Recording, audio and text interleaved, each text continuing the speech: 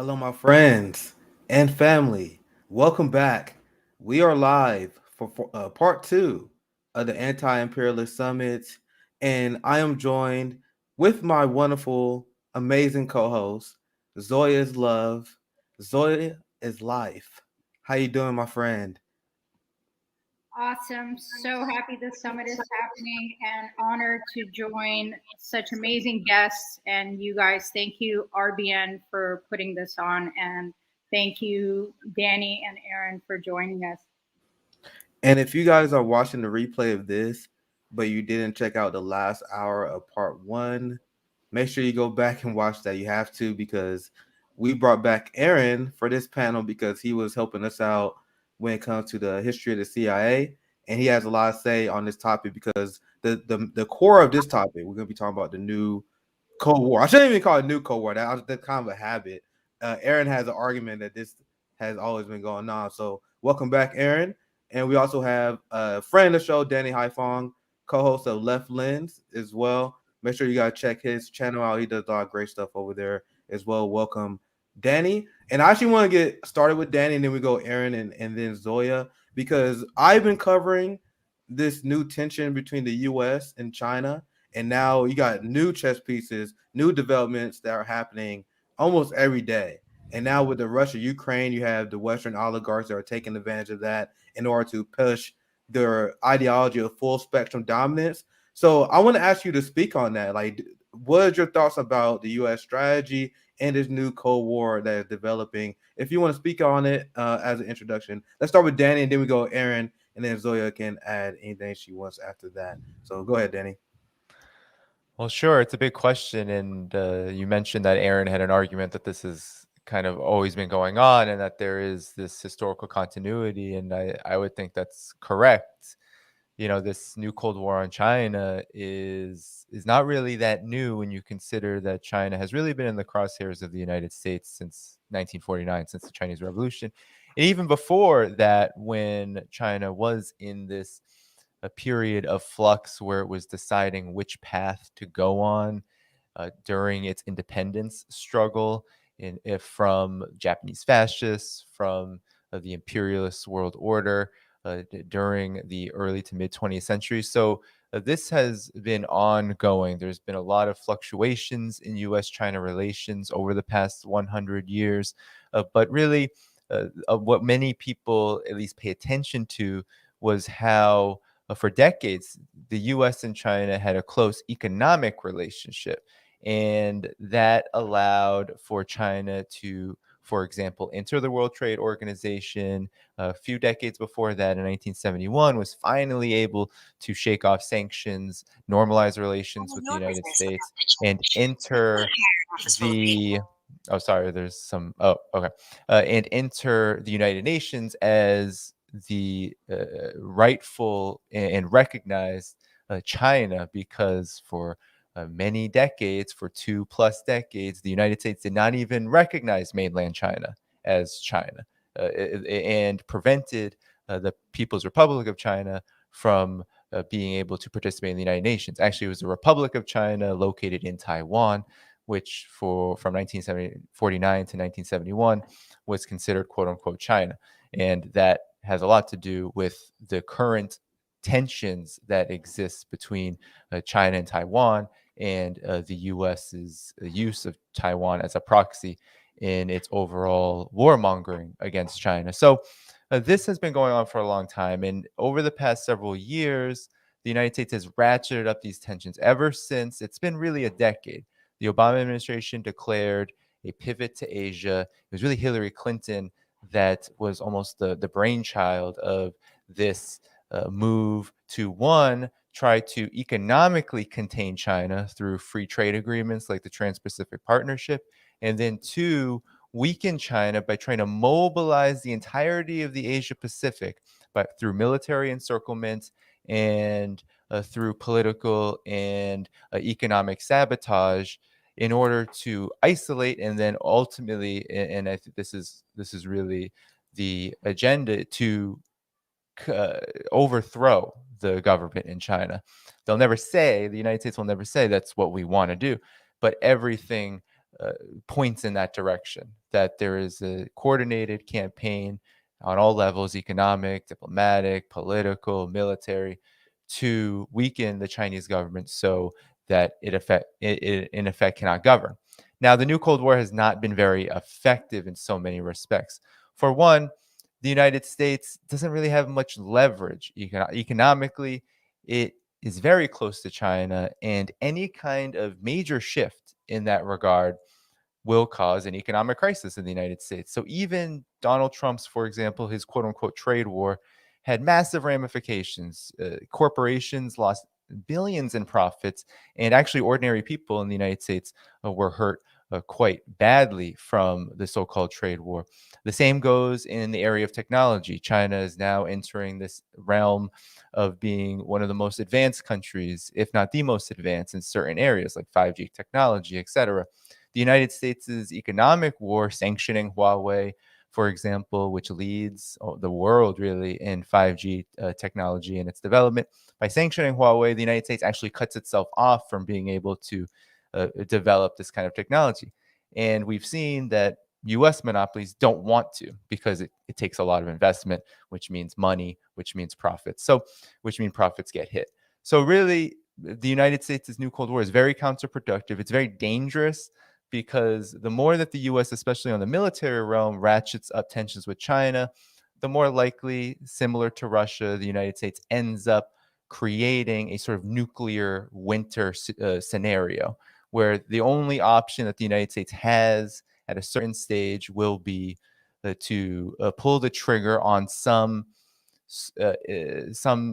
area of this new Cold War militarily. And that's very dangerous. And so in recent months, you've seen things like AUKUS, the United States leading a military alliance, sort of like an Asian NATO, by getting together Australia, the UK, and of course the US in a military alliance, the Quad, right? India, Japan, Australia, and the United States coming together to sort of configure a military alliance in its own right.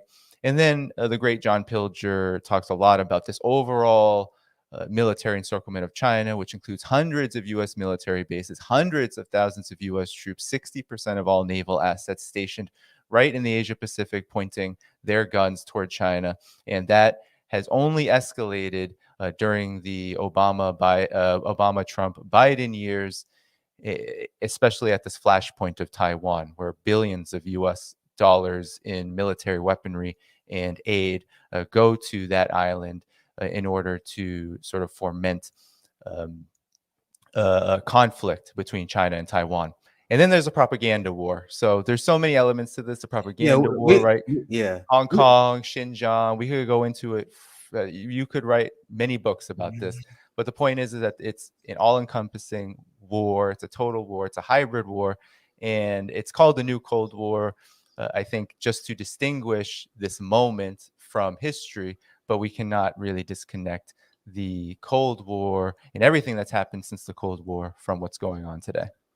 Yeah, and I'm glad that you brought up propaganda, because I was actually going to ask you guys about that. So we're going to save that as a whole nother segment, because the propaganda I have seen, the pro-war propaganda, especially the harsh anti-China propaganda that we're hit with all the time. And then you have liberals that ask, why do you have this rising Asian hate? Why is there this rising xenophobia?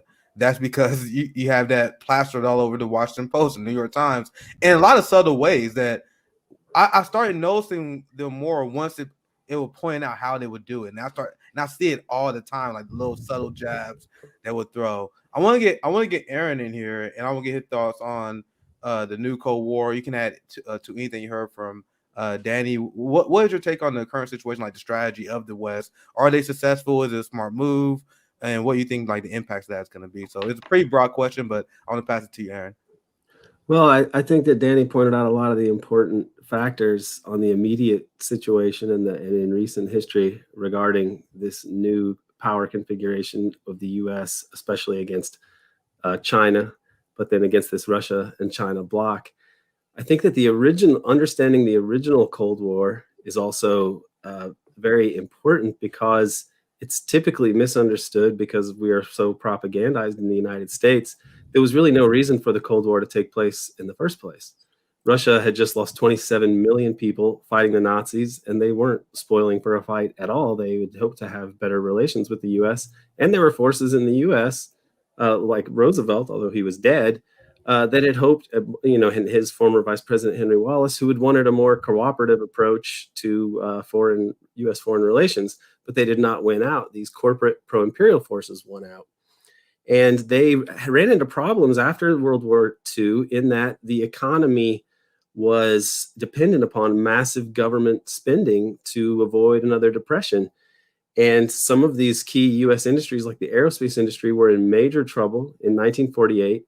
And so they ginned up a war scare. There's a book on this called Harry Truman and the War Scare in 1948 by a good diplomatic historian.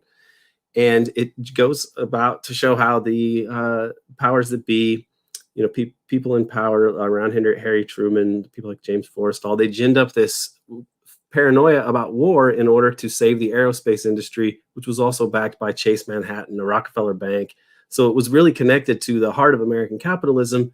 And they used war and the sort of beginnings of what we would call the military-industrial complex to do this.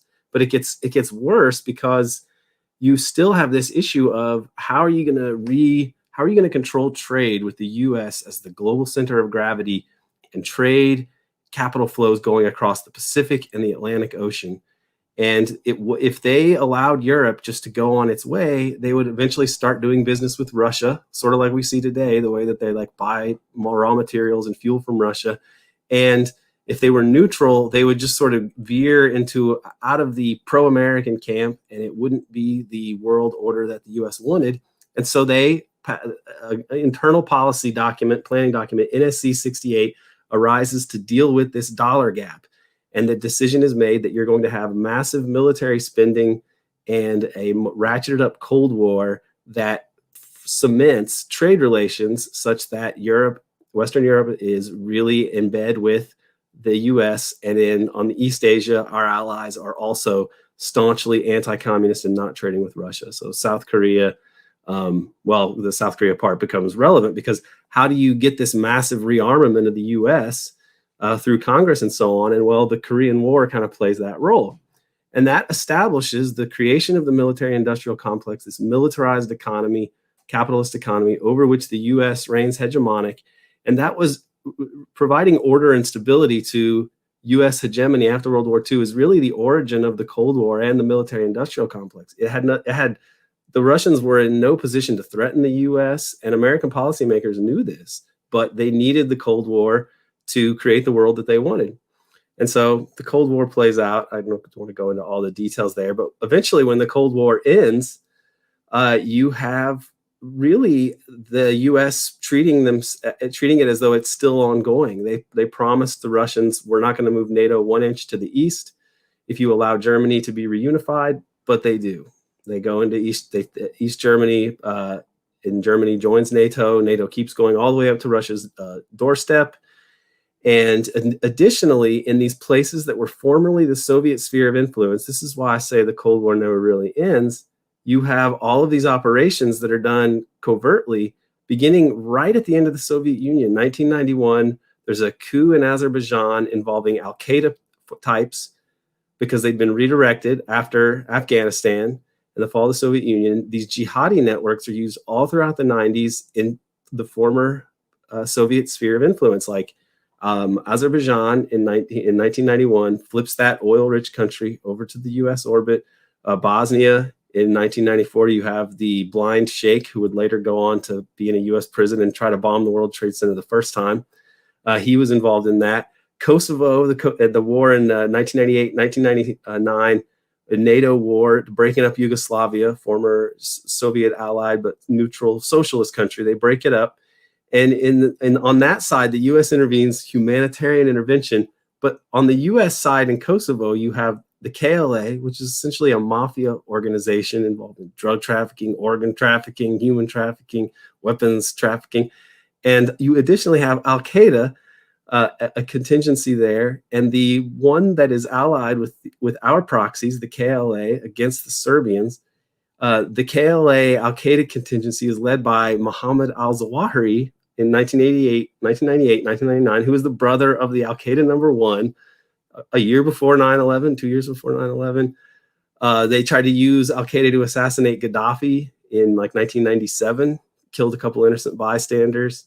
I mean, the U.S. was involved in all these operations up to the war on terror, which was really, so all these things in the 90s, which is when the Cold War was supposedly over, the U.S. is running all these operations to just control the energy heartlands of the world and the former Soviet Union, really as though they were still at war with Russia.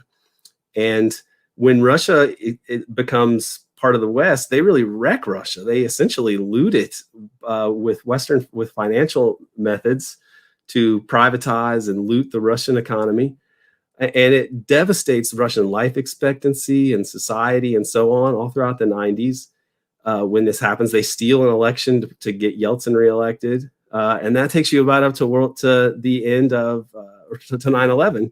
The U.S. goes even further, goes into Afghanistan, launches the Iraq War, which had been a quasi-client state of the Soviet Union. They were, at least Iraq had been friendly with the Soviet Union at some points, but it's an attempt to take control of the energy heartlands. The global war on terror is a way to do this, but it kind of fizzles. So then under Obama, you get the 9/11 wars are kind of a disaster under Bush. And then you have what I call the Arab Spring Wars under Obama, where amazingly, we start using Al-Qaeda again as our frenemies in Libya. You know, they take Gaddafi and sodomize him after we drone him, and then they put it on TikTok or whatever, and people get to see Gaddafi getting killed and Hillary Clinton's making jokes about it. And then you have this huge operation in Syria, which is really jihadi incorporated, funded with some Libyan weapons and funding from the Saudis and our other allies in the Middle East.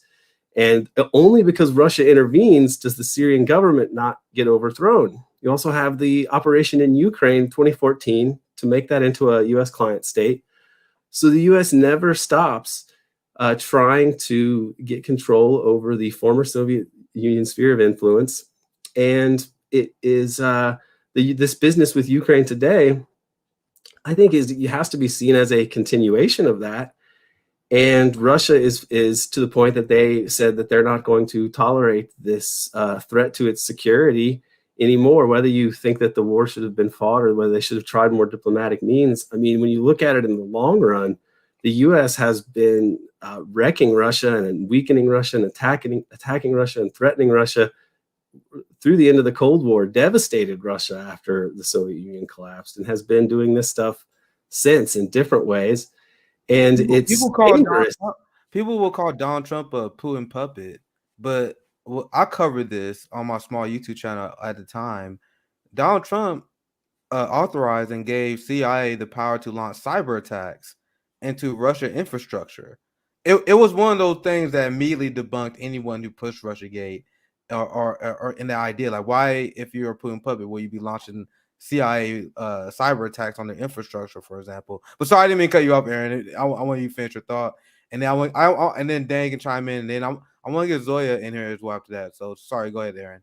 Well, the U.S. there was a Sino-Soviet split in the 50s that the U.S. tried to take advantage of and brought the Chinese over to the capitalist economic bloc, even if they still remained, communist, but ruled by a communist party.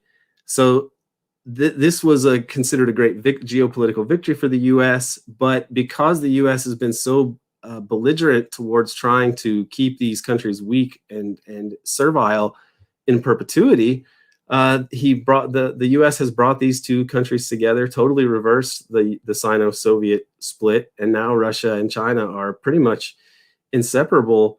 And I think that the tide of history has turned against the United States, and the system that they've built is kind of teetering. It's maybe more precarious than we realize. And the efforts to hold on to it with this war in Ukraine by the U.S., they risk nuclear war for us. And so we really should think, why have we been doing all of these things? What's it all about? And if you hope that more people recognize that that's really been about global hegemony, empire, for decade after decade since the end of World War II. And these things cannot be viewed in isolation, and people can't allow themselves to be stupefied by the propaganda matrix that they force us to exist in, because it's I was watching, and I only do this just so I to see what the enemy is saying, right? So I was watching MSNBC's coverage on Ukraine, Russia, and when they was talking about it, they was ignoring all historical analysis, like you guys have shared, and like Zoya will add here soon. And I remember one segment in particular, they were just pretending that like Putin just snapped one day, like, oh, he just snapped, he's a madman. Russia had no geopolitical reasons to be doing it, despite that this is a conflict that was started by the U.S. and it was arming hostile forces that was ethnically cleansing Russian and banning their language. So I actually want to take the time to get Zoya in here, and then we get Danny right back in here, because Zoya grew up in the USSR, and Aaron kind of gave us a background to the Cold War. And I remember one quote that Zoya said on our show one time when you said that the fall of the USSR was one of the biggest tragedies. So I would love to set you up with that if you want to discuss just based on your personal experience growing up in the USSR. If you want to add to that, Zoya. So anything you want to add to the conversation, go ahead. Yeah, well, first of all, it's so amazing to have such informed guests on because they really cover every facet of global affairs and tie everything in together so poignantly. It also doesn't leave me with that much to add because they covered so much of it already. Of course, I will never forget America for engineering the collapse of the Soviet Union. I think that it is the correct position that the Cold War has never ended. Barack Obama, the first American president to pledge nuclear disarmament, actually reneged on his promise and committed a projected $1 trillion over 3 decades towards revitalizing America's nuclear weapons. This manufactured threat has been used to justify draconian measures around the world. So the Cold War never ended, nor did it maintain peace. And the Cold War was never cold for those who experienced the Korean War, the Vietnam War, and the many other conflicts around the world, especially in Asia, Africa, and Latin America. In the Third World, the Cold War was fought in actual combat with millions of lost lives, the vast majority civilian. And the Cold War has yet to end in Korea. August 15th is the anniversary of Korea's liberation from Japanese colonial occupation, but also its simultaneous division. The Korean Peninsula has remained divided since the Americans and the Soviets partitioned it in 1945, with almost 30,000 American troops still stationed in South Korea. So while pundits harp about a lack of good options, it wasn't so long ago that citizens across the Cold War divide called for peace and disarmament in unison. British social historian E.P. Thompson pointedly asked whose needs the Cold War served and whether it was necessary. In a lecture he delivered in 1981, Thompson asked us to think beyond the Cold War to a world where peace and freedom made common cause. Peace activists during the Cold War were lumped in together with the Soviet peace offensive and branded naive at best or dupes at worst, replicated today against those who seek peace with North Korea, blaming appeasement and failure of diplomacy to stop Hitler in World War II while forgetting that World War I was the result of increased militarization and lack of diplomacy. The goal of peace was equated with appeasement and forsaken in the name of protecting freedom and the American way of life. Thompson concluded that the Cold War was an addiction, a habit supported by very powerful material interests in each bloc, from the military industrial complex to intelligence and national security agencies and the politicians they serve. United States engaged in a literal scorched earth campaign of incendiary bombing that exhausted all targets. Despite American introduction of nuclear weapons into South Korea in 1958 in violation of the 1953 Armistice Agreement, North Korea began developing its own nuclear weapons in earnest only in the 1990s. And I was planning to mention that before we started touching on Ukraine and Russia, but I actually used in my research articles from 2017 that had the same headlines, The New Cold War. There's a need that's manufactured by the media that keeps the American public constantly afraid. and it gets people to sacrifice their basic needs and rights for the promise of security. And this fear based propaganda is what leads so many to endorse unthinkable actions across the world that actually kill millions, while we here don't face anything on our soil. So I think one of the most dangerous things is propaganda and these mainstream narratives, which is why I'm incredibly grateful for this network debunking them. And especially nowadays when we're seeing so much censorship. Like you saw, our stream was pulled down, Nick, the last two Yeah, we times. had when we were covering Ukraine, Russia, 2 of our streams in a row. two nights in a row it was pulled. So yeah, that's why we trying to form this media community so we can have each other's back. They was messing with Danny. They're banning people from PayPal. I saw Mint Press banned for PayPal. Caleb Maupin was banned for PayPal. Pretty much anyone who tells the truth, they are uniting and purging these people. I want to get Danny in here. It seems like you want to chime in. You can speak on anything that Zoya and them said, but also want to set you up with this because Zoya mentioned how they managed to convince people to lower their quality of life in order to fight the wars that only benefit the ruling class. So global military spending for the first time hit 2 trillion. Raytheon and Boeing is making record profits. And all this dark money that's been funneled to Ukraine, all these weapons, God knows where that's gonna go, right? So I want to pass it to you, Danny. Like you can chime in on this as well. Do you see the West having a coherent strategy going against Russia because the ruble at all time high, China economy is growing. Do you see them as having a coherent strategy? What do you see like in the long term of the Ukraine Russia crisis? I want to pass it to you, Danny, so you can add to that. Yeah, well, there are a few points, and I think the points I wanted to make from what was said earlier from Aaron and Zoya to this question that you posed, I think they're very connected. So, in terms of a coherent strategy, I mean, I think it's important to look at how, like, what stage was imperialism in during the beginning of the first Cold War and what has changed? Because I think Aaron brought up a lot of good points about economics. What has changed since then? What has changed now? Like, what is different now than 1945 when the US came out of World War II, said it was the superpower? That it helped lead the establishment of Bretton Woods. And essentially, 1945 was the period where you could say that, if you want to go in Marxist terms, Leninist terms, imperialism was really at its most advanced up until that point, right? It was the banks had consolidated to an unprecedented amount.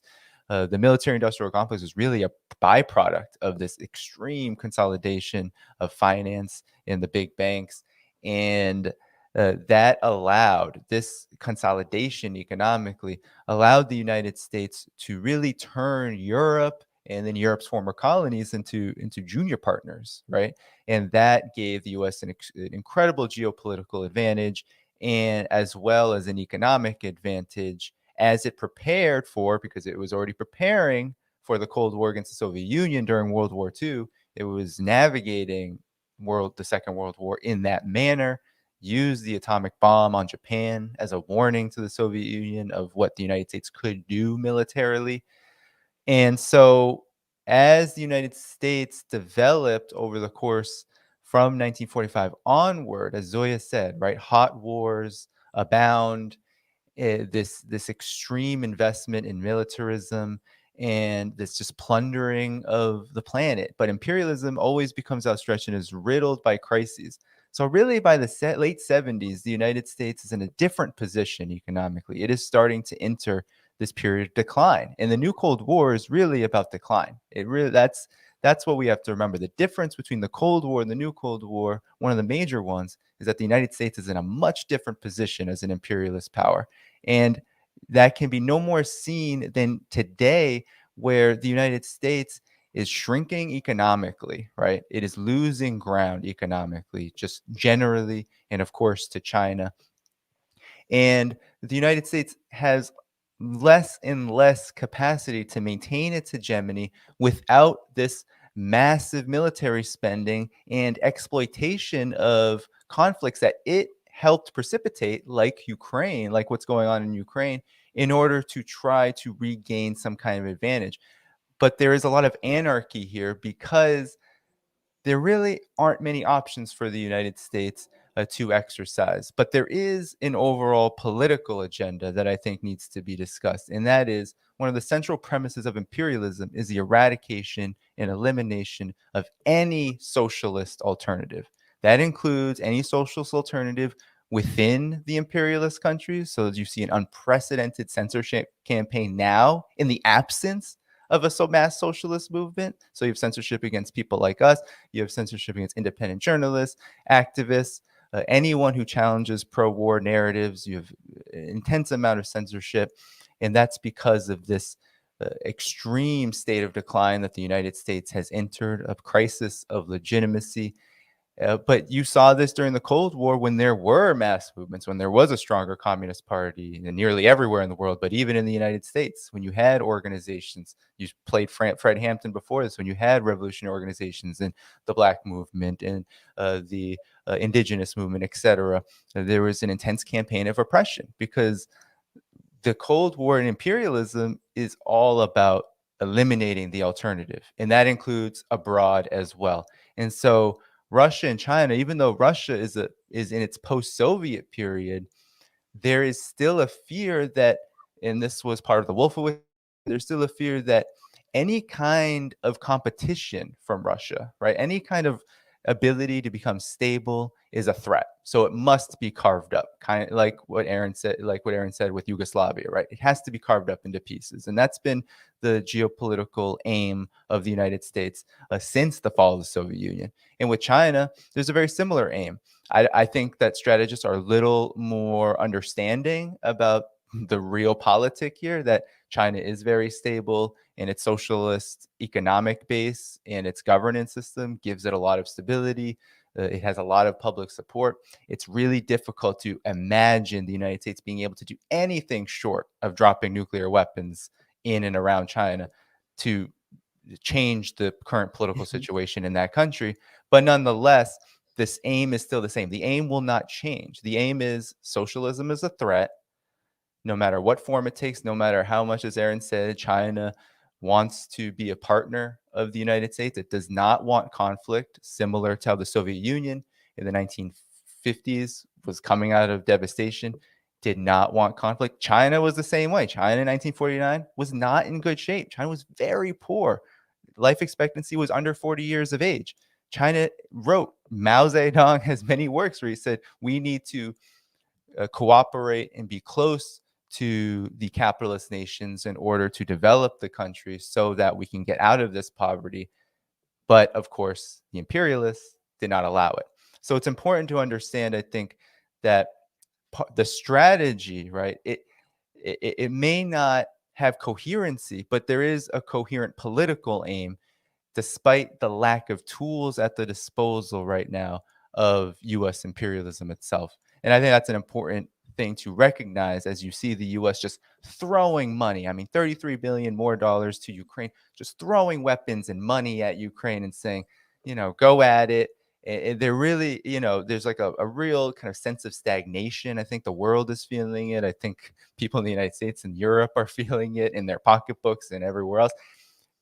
There is this sense of kind of chaos, and it's because the United States just does it, the general trend is decline there, and there is a rising alternative around the world, and the United States can't really do anything short of the unthinkable in order to change the situation. And so that's kind of I think that's Yeah, I'm kind of the glad. march of history right now.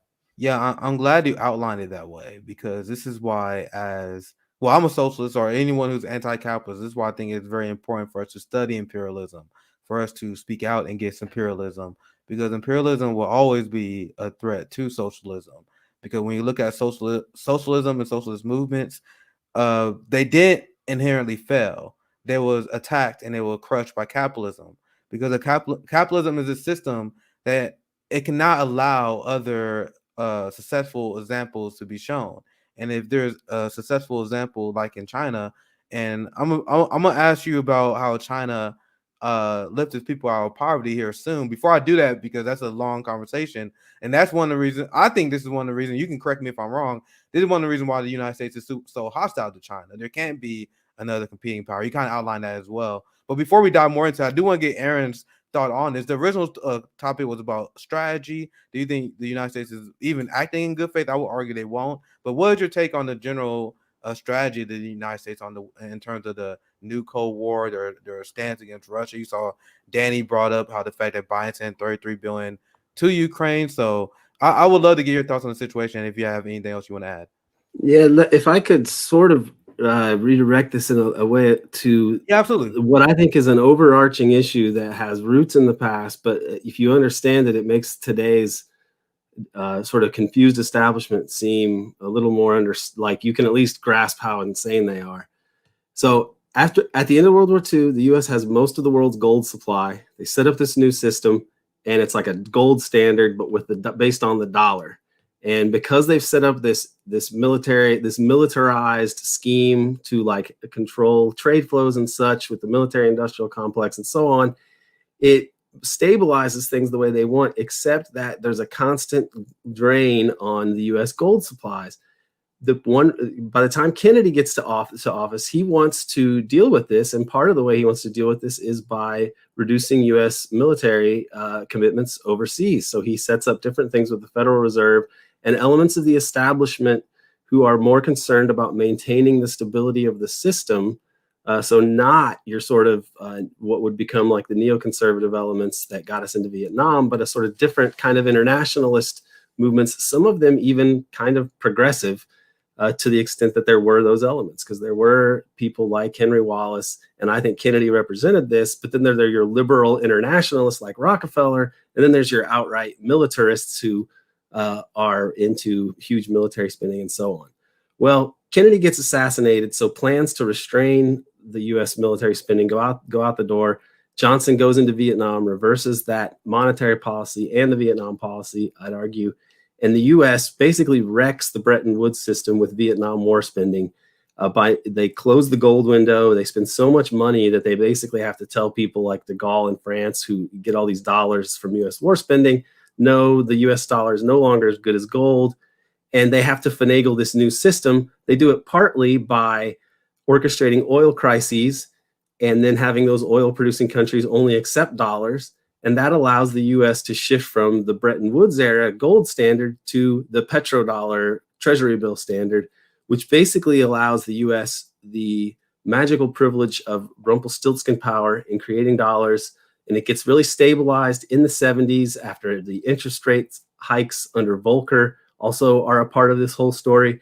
So by the time Reagan comes around, this new system of like dollar omnipotence is in place. Everybody around the world has to accept the dollar, and the U.S. can run deficits as big as it wants. So I would say the U.S.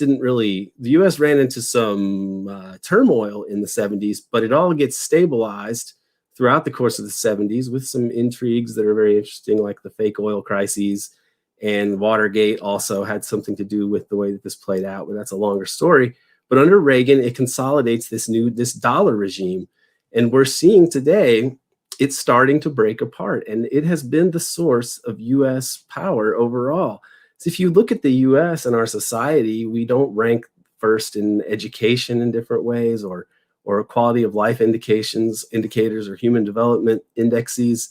But the U.S. still is the most dominant power. And the military, combined with control over the institutions of the global economy and the ability of the dollar to be produced ad infinitum, is really the source of U.S. power. But this is starting to crumble. And it turns out that in the desire to stop an alternative emerging from Eurasia, the union of China and Russia, by encircling these countries and instigating this Ukraine crisis, the U.S. may be starting the process of seeing this whole thing unravel, because countries are looking at this and saying, this is not a good system. The U.S. can basically take all your money anytime they want and shut you out of these international systems. We need to find alternatives. And so the U.S. may be hastening this process of killing its golden goose just by virtue of its nonstop belligerence and abuse of its exorbitant privilege of holding the world's reserve currency. And so I don't understand why they did things the way that they did. I think that the people that you see and you look at, and maybe it's just as straightforward as looking at Biden and Blinken. These guys don't seem particularly smart, and you wonder who really are there very smart people who even have a good grasp on all of these things running this whole system, or has the US had so much power for so long that it's just corrupted all of its institutions and allowed mediocre people to rise to important positions? I mean, I can't really figure it out because it's done secretly, opaquely, covertly, the real decision making. I can only speculate, but it does seem like there is a real shortage, of real poverty of even shrewd Machiavellian leadership at the top of the U.S. empire now. And I hope that it doesn't get us all blown out. Isn't that the result that we see in long time in empire? And I'm not a super history buzz, but I do a little bit of reading here and there. When you look at long time dynasty like the Roman Empire, you look at all these empires, they eventually always get swallowed up into a bottle of nepotism. And then you look at how our society is set up, where you got Ivy League education, which is nothing special. It's literally just a collection of rich people who know each other, who have Networking. yeah, that's literally what it is. The quality is not good. That's why most people who graduate from these places, a lot of these intellectuals, they are Zionists, right? They're not Zionists because that's the right position. They're Zionists because Ivy League education tend to brainwash them in that direction. That's why Dr. Cornel West was ultimately denied tenure, because he supported BDS in Palestine. So my point is, this upper class is usually indoctrinated. It's usually grown through nepotism, because you had Ivy League people whose sons, they go Ivy League education. They're not there because they're smart. They're there because their dad graduated from there. They would get a high level media job, not because they're a great reporter, not because they feel with a lot of knowledge. It's because their dad knew someone who knew someone at a newspaper. So after enough time, you see the decay of quality talent, right? And I want to use this time to transition this to Danny, because we have seen the difference between how China approaches their society and ours, and this is why the United States feel the need to attack them. While the United States bombs, while we have 800 military bases, China is building. You guys want to do a fun experiment? Explain to someone you know here in America what high-speed rail is. It's something I was learning about recently, because I live in Kansas City, in heart of America. Public transportation, horrible. Like, we got like one bus. Good luck like commuting using the bus stop here in Kansas City. It's trash. So when I explain to people like high speed rail, and even the concept, someone who live in Kansas City in the heart of America my whole life, I still have a hard time understanding. Like, you just jump on this rail and you're way over there, and I'm like, what? So anyway, I want to use this time to pass to Danny. Like, how did China manage to accomplish all this stuff and kind of blow the United States out of the water in terms of economy in such a short time, considering the economic downturns they had in the 1900s as well? So I want to toss it to you, Danny, and especially since we got 15 minutes left, I want to make sure we definitely cover this part. So I would love for you to break this down, and we hopefully we get Aaron and there as well on this as well. Go ahead, Danny. Yeah. So, well, I think in simple terms, China has been able to develop the way it has, advance its infrastructure, and eliminate extreme poverty because it's not an imperialist country. So, and that may come as a surprise to some, but the fact of the matter is that China has, and I'll just give an example of the poverty alleviation program, has done something that no country that has a history and an experience with colonialism, underdevelopment, and neocolonialism has been able to do, which is eradicate extreme poverty as it's measured by the United Nations. And China actually measures extreme poverty a little differently than the United Nations, with benchmarks that are a bit more robust in terms of how to measure people's basic needs, the three assurances and the two guarantees of clothes, education, food, housing, etc. So how China has done this? Well, first, massive state spending. I mean, you've had 4 trillion or so RMB in the last several decades or so, just poured into infrastructure development, poured into rural revitalization. And because China is still a very rural country, most of the population still, I think it's still half and half, lives in the countryside. So there's been just a massive effort to connect the countryside to the cities, as well as to develop the kinds of technologies, the employment opportunities that are necessary to bring people from a state of subsistence level development, meaning that they are only able to essentially produce what they can eat and really sort of the old Marxist term of just reproducing yourself to be a laborer, right? To being able to have excess income and then be able to do things like own a home and be able to do things like uh, uh, uh, get an education, that sort of thing, and build up skills and then go into the high tech sector, et cetera. And that's sort of been the development trajectory of China. And there's been a lot of state spending in this and a lot of involvement of the Communist Party in helping those who are most in need, those who were extremely poor, which was around 90 plus million people just 10 years ago. Help those folks who were in very rural areas, isolated in the countryside, in the most sort of uh, devastating of conditions, right? Surrounded by things like mudslides and climate issues, etc., and be able to do things like resettle people into better housing, get them into places that are more fit for human life, give people things like free housing and subsidies to be able to then start their own businesses, right? That was a huge part of this, and it took millions of Communist Party members going to these areas, these remote areas, helping people figure out on a case by case basis what is best for them, how is it going to work, in league with this broader effort to, as you said, Nick, develop infrastructure like high speed rail, which has really raised the standard of living in China to a point that now, right, per capita income is over 10,000. I think it's about $13,000 now in China. Still very small compared to the United States, but it continues to rise. China continues to meet economic benchmarks, and there's a really a great amount of confidence in China that life will continue to get better and that China will meet this overall benchmark of becoming a modern socialist country by 2050, meaning that people will not have to even think about something like poverty again, because there still is relative poverty, there still is inequality, and now that is being addressed. So things like corruption, right? The anti-corruption campaign has been huge in China.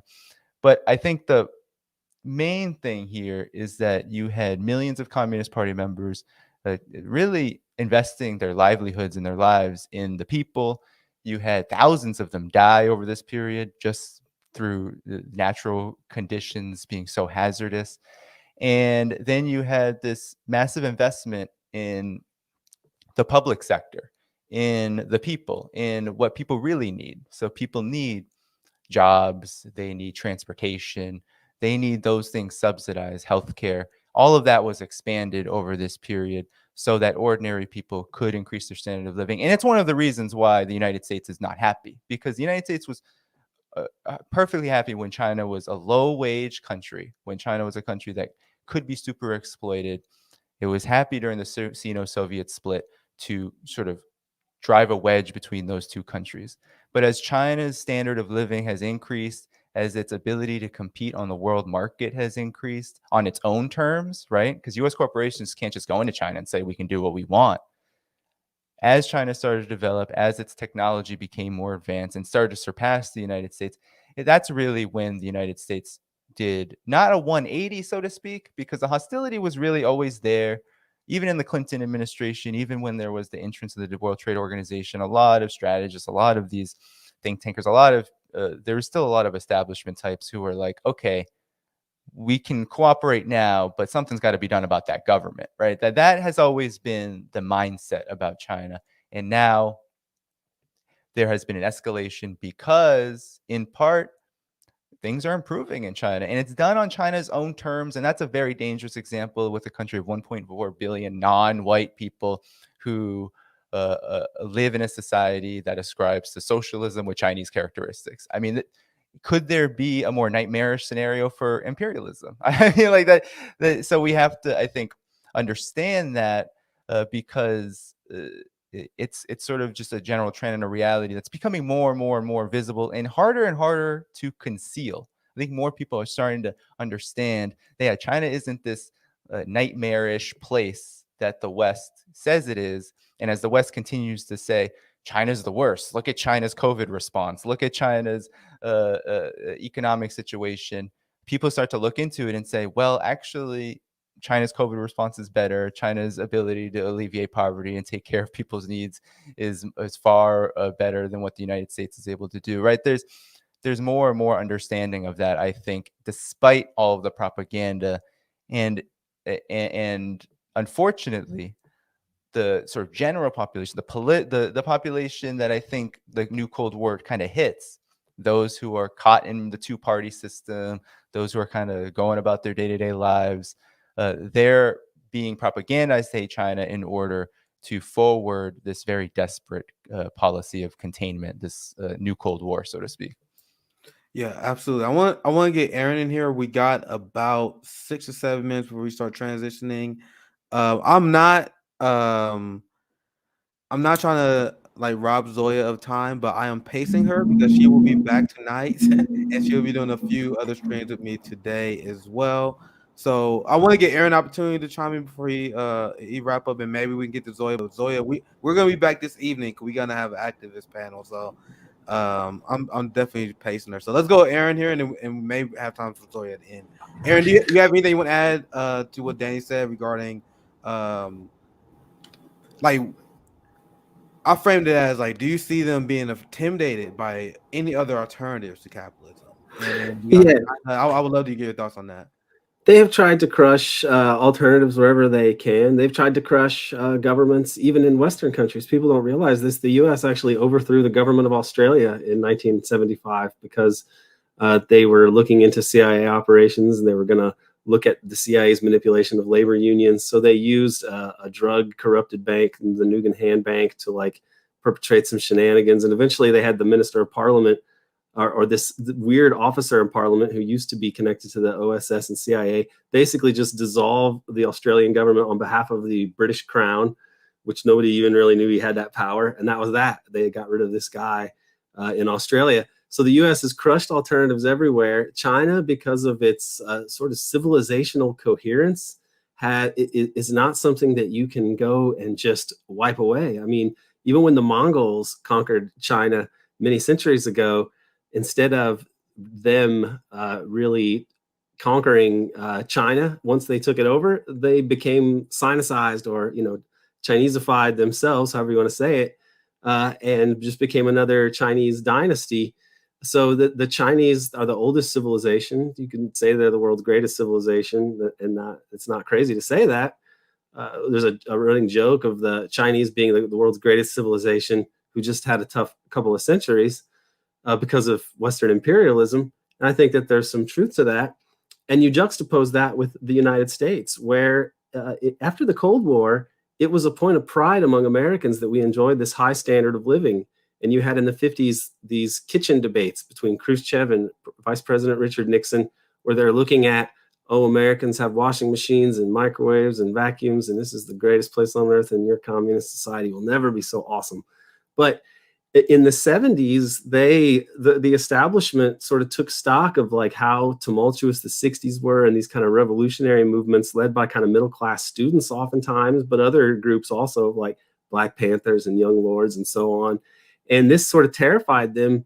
And you have this neoliberal turn where they make the decision that they're not really going to have this broad-based middle-class prosperity. And you can read things where they lament the crisis of democracy, in the Trilateral Commission, or the Powell Memo writes about these things. And they make the decision, I believe it's a conscious decision, to make life more precarious for Americans and not really to raise living standards and economic security, even though the US enjoys, through the privilege of the dollar, the ability to actually provide enormous quality of life institutions if they wanted to, because they can run deficits as much as they want to provide healthcare, education, housing for everybody. They choose not to. So that's our system. Our system actually wants to stick it to the population as much as possible. China can actually point the reason that most people like the Chinese government in China.